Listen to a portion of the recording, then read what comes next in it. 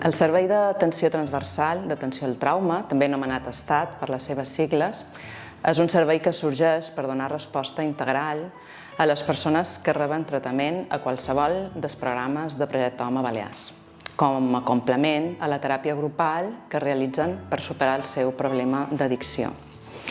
Aquest servei específic per abordar la problemàtica derivada del trauma tindrà una doble metodologia de feina.